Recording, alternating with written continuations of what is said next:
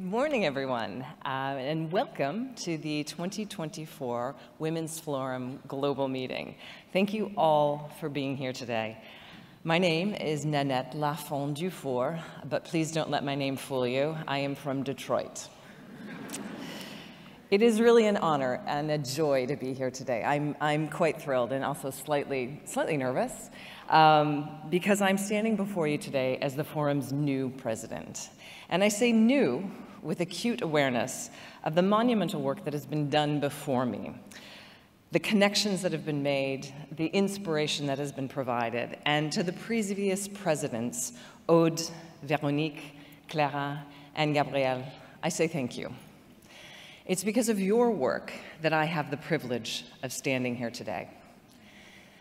The mission of the Women's Forum since its inception 19 years ago has remained the same, and that is really to promote gender-equal leadership in business and society in order to create a more equal and just future. We amplify the voices of women, we promote dialogue, we create connections, and we act to foster a more inclusive solutions that will benefit the whole of society. I use the word act very deliberately because it's a word that has guided me. My background is in business, and in business, you must act or you cease to exist. I fundamentally believe that businesses have both the power and the responsibility to help create positive change in our society, and I'm grateful that our partners here today share that belief. Marrying private sector with public sector and academic institutions is what makes the Women's Forum so powerful and unique in the world. No one person or organization can affect the magnitude of change that we need in order to achieve equality. The World Economic Forum estimates today that it will take another 131 years before we achieve that equality, and I think that is far too long. We need to work together. We need each of you because there is real strength in the collective. So I'd like to start today with an act of unity. I'm going to ask all of you to stand up and introduce yourself to someone that you don't know, somebody that you didn't come here with. Tell them why you're here, what you want to get out of it, and connect with them, because I think connecting with people is where magic things can happen. So I'll give you a few seconds here to do this. Real magic.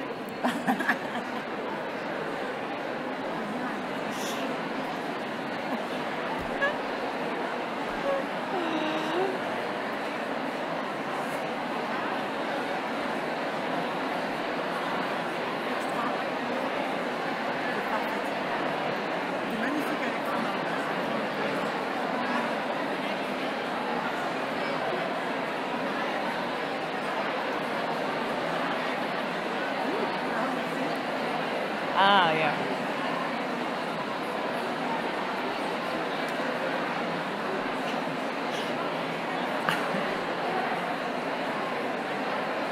This is about reconciliation. Right.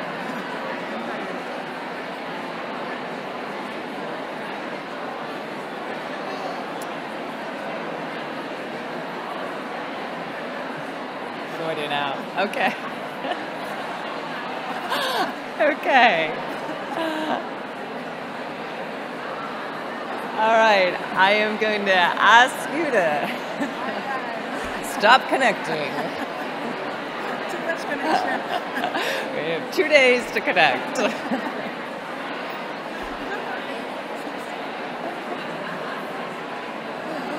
Okay.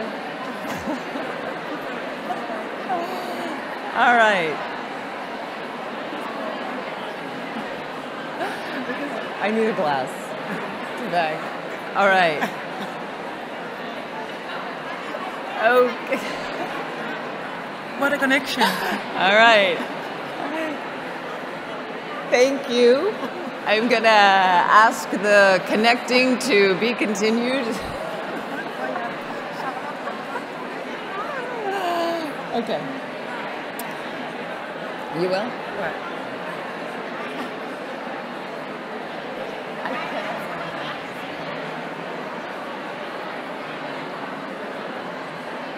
Okay. All right, thank you very much. It's great to see the energy.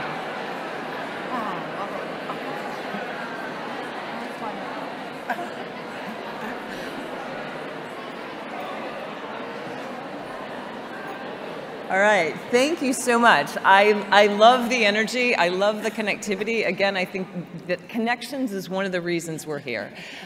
We have 2 days in front of us to be inspired and to connect with people and create friendships and opportunities that I hope you'll carry far beyond the next 2 days that we'll spend together. So thank you.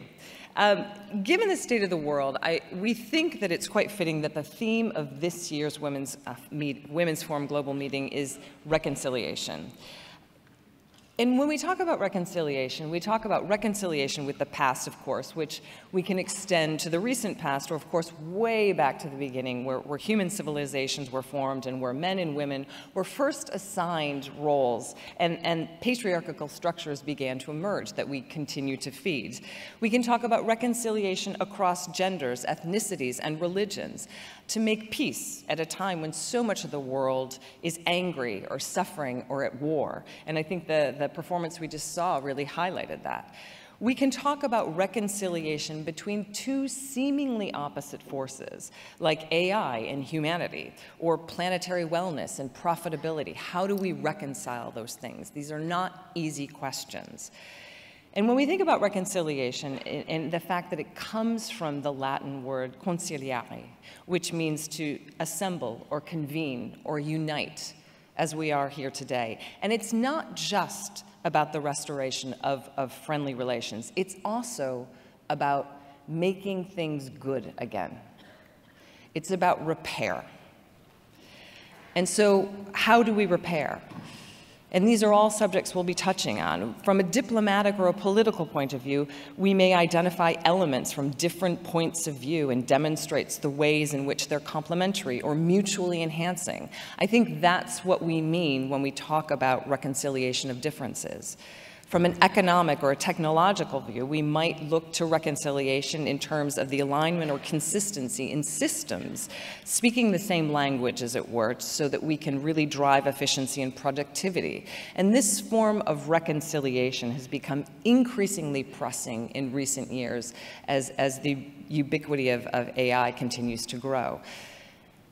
And finally, if we could step into the gaze of nature itself, we'd understand that an act of reconciliation needs to take the shape of a new social construct and contract between people and the planet that we occupy.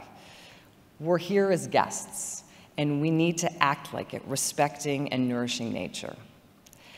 I think we have all come here today, whether we know it or not, to really delve into the fundamental conditions of reconciliation. And so I would like to thank you again. And I ask you to think as leaders and change makers about how you will spend the next couple of days thinking deeply about how to reconcile rifts that we see all around us, at work, at home, in our communities, and maybe even in our families. And look to each other for support and inspiration, and importantly, find ways to take action that will make a difference. I wish you a wonderful forum. Thank you.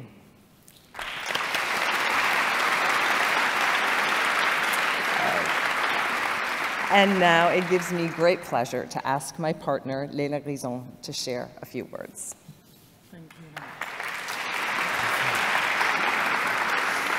Thank you, Nannette. Merci à toutes et tous d'être là, tous ensemble. Votre présence nous honore. Votre présence nous oblige. C'est une grande fierté pour moi de prendre la parole ici aux côtés de Nannette Dufour, une femme d'exception, pas seulement pour son parcours, mais pour qui elle est et pour ce qu'elle fait. C'est une fierté et une chance parce que je crois qu'il n'y a pas de plus grande chance pour une femme que d'être aux côtés d'autres femmes qui l'inspirent, qu'elle admire, des femmes dont elle peut s'inspirer du chemin pour créer sa propre place. Et si bien sûr nous avons tous et toutes ici notre place, nous, les femmes, devons être certaines de pouvoir l'avoir partout, dès lors que c'est choisi. Nous avons toutes et tous ici en commun un même devoir. Le devoir d'abord de ne pas nous contenter de nous féliciter de ce que nous avons accompli hier. Parfois, je le sais, de hautes luttes et de durs combats. Mais le devoir de continuer à lutter pour une réelle et totale égalité. Le devoir ensuite de repenser aujourd'hui, ensemble, notre impact de manière plus large, si nous voulons être au rendez-vous de demain. Premier mouvement international à promouvoir la place des femmes dans la sphère économique et dans les instances de décision, le Women's Forum était pionnier. Notre combat était plus que légitime. Et soyons très clairs, il l'est toujours. Et si ce combat a porté ses fruits, pour autant, est-ce que nous pouvons nous satisfaire de la situation? Est-ce que les entreprises ont progressé? Oui, beaucoup. Est-ce que les pouvoirs publics ont progressé? Oui, un peu. Est-ce que MeToo a fait bouger les lignes? Oui, assurément. Est-ce que c'est suffisant? Non, résolument. Partout dans le monde, chaque avancée pour et par les femmes semble toujours être suivie d'un recul. Partout, tout le temps et depuis toujours.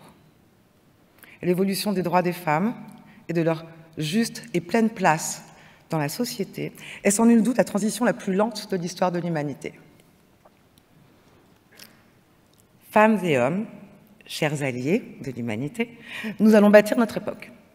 Cette révolution nous incombe et on ne demande pas la permission de la faire. On se parlait de devoir, nous avons aussi le devoir de reconnaître que l'égalité économique et la mixité à la tête des entreprises ne sont pas les seuls combats à mener. La place des femmes dans les instances de pouvoir et de prise de décision se joue aussi d'ailleurs, elle se joue d'abord ailleurs. Et puisque les discriminations sont systémiques, notre combat doit être holistique. Pour combattre l'inégalité, nous devons avoir le courage de reconnaître toutes les inégalités, notamment les inégalités entre femmes. Que ce soit dans l'accès à l'éducation, aux études supérieures, dans le droit à être égale dans l'espace public, être toutes représentées dans les médias, égales dans l'accès à l'entrepreneuriat, égales dans la culture et dans les cultures. En se battant pour toutes les femmes, et ce quel que soit, Nannette l'a dit, leur statut social, leur religion, leur nationalité, leur couleur de peau, leur revenu, leur état de santé, le choix qu'elles font ou non d'avoir des enfants, leur orientation sexuelle, leur identité de genre, leur parcours académique. Toutes les femmes. Et car si notre combat pour l'égalité ne vaut que pour quelques femmes, alors notre combat ne mérite pas son nom. Nous avons le devoir également de célébrer nos succès, et il y en a plein, fort heureusement. Il y a 17 ans de cela, je me suis retrouvée dans ce même Women's Forum, un peu par hasard, aux côtés de sa fondatrice. Je l'ai suivie et accompagnée pendant 5 jours. 5 jours durant lesquels j'ai découvert un monde nouveau, 5 jours durant lesquels les frontières entre mon monde et ce monde étaient abolies, pour toujours. 5 jours durant lesquels j'ai décidé d'appartenir à ce monde, nouveau pour moi, et d'y apporter tout ce que j'étais. Parce que c'est d'abord ça notre devoir, je crois, et c'est surtout ça notre pouvoir. Ouvrir les portes d'un monde nouveau pour toutes les femmes et construire avec toutes les femmes. À commencer par rendre possible l'égalité des rêves. Car oui, c'est avec l'égalité des rêves que tout commence. Vous vous êtes chacune et chacun très longuement présentés tout à l'heure, et c'était une joie que de le voir. Il n'est pas exclu que parmi vos voisins ou vos voisines, de nombreuses femmes doutent encore d'avoir le droit de rêver. Vous avez 2 jours pour les encourager à rêver et à rêver grand. Pour ma part, je dois au rêve d'autres femmes avant moi d'être ici devant vous. Je dois à ma grand-mère, dont le rêve d'école a été brisé par la précarité, par le déterminisme de mon arrière-grand-mère, qui pensait que l'école, c'était pas fait pour les pauvres. Ma grand-mère est la femme la plus instruite que je connaisse, et pourtant elle a été domestique toute sa vie. Je lui dois à ma grand-mère, Gisèle, d'avoir rêvé plus grand pour sa fille, ma mère. Et je dois à ma mère de nous avoir montré que oui, c'était possible, qu'on pouvait vivre dans une chambre de bonne toute son enfance et devenir médecin, que l'on pouvait avoir eu besoin des autres et plus tard s'engager pour les autres. Le pouvoir de changer des vies et des trajectoires, d'avoir de l'impact. Elles m'ont toutes deux appris à rêver grand et à prouver que réaliser ses rêves, oui, c'était possible. Si vous êtes ici, c'est que pour la plupart, vous avez réalisé une partie de vos rêves. Permettez-moi donc de m'adresser tout particulièrement à celles et ceux d'entre vous qui se demandent encore si elles et ils ont le droit de rêver grand. Je voudrais vous dire, tout particulièrement à vous, les filles, qu'aucun rêve n'est trop grand pour aucune d'entre vous. Filles ou garçons, aucun rêve n'est trop grand pour personne. Et ce thème de la réconciliation, c'est aussi cela, se réconcilier avec nos rêves et l'idée que nous avons le pouvoir de les réaliser. Pour cela, nous savons très bien avec Nannette que pour avancer, que pour y arriver, le Women's Forum doit aussi se transformer. Et nous savons pouvoir compter sur vous pour nous y aider. Je vous remercie et je vous souhaite de fructueux débats, de beaux échanges et de rêver grand. Merci.